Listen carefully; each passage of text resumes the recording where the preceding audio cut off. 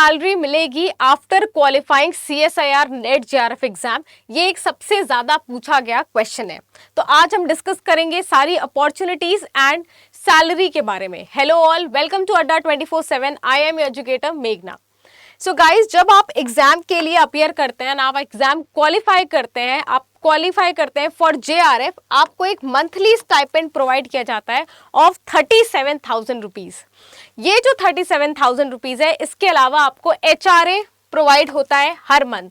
ये HRA का amount tyre 1 city के लिए 9,990 रुपीज होता है।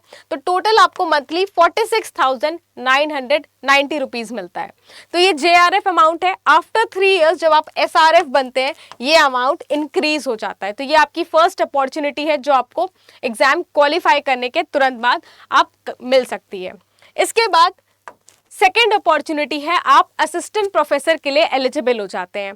बहुत सारे स्टेट PSCs जो होते हैं, ये असिस्टेंट प्रोफेसर की वैकेंसी निकालते हैं।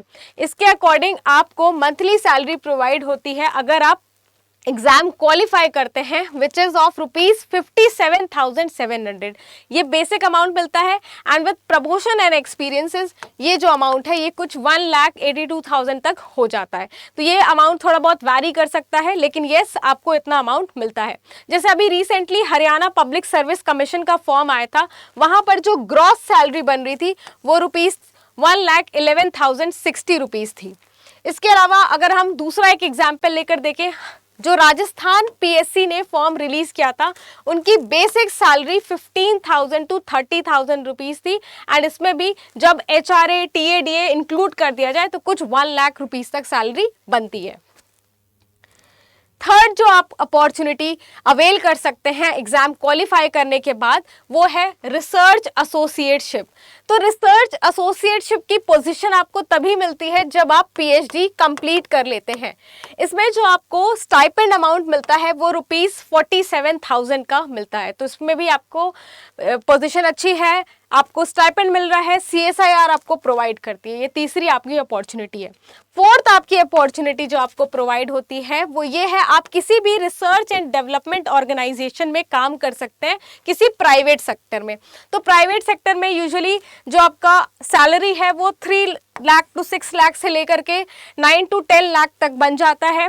इसमें डिफरेंट पोजीशंस पे आप काम कर सकते हैं, लैब टेक्नीशियन, लैब हेड, ऐसे डिफरेंट पोजीशंस पे आप काम कर सकते हैं, जिसमें कुछ में आपको सिर्फ मास्टर्स मांगते हैं एंड कुछ में आपको PhD कंपलसरी होता है। तो इस पोजीशन के लिए भी आप अप्लाई कर सकते हैं after qualifying CSIR net JRF exam.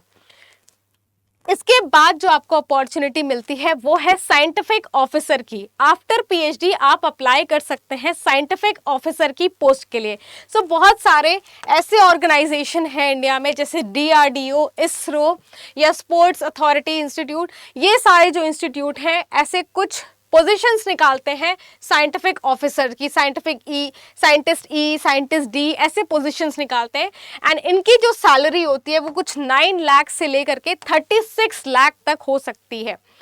तो ये काफ़ी अच्छी अपॉर्चुनिटी आपको मिलती है अगर आप रिसर्च में जाते हैं, अगर आप CSIR net JRF exam qualify करते हैं। तो गाइज, ये सारी अपॉर्चुनिटी के लिए आपको बहुत इंपॉर्टेंट है कि आप एग्जाम के लिए प्रॉपरली पढ़ाई शुरू कर दें।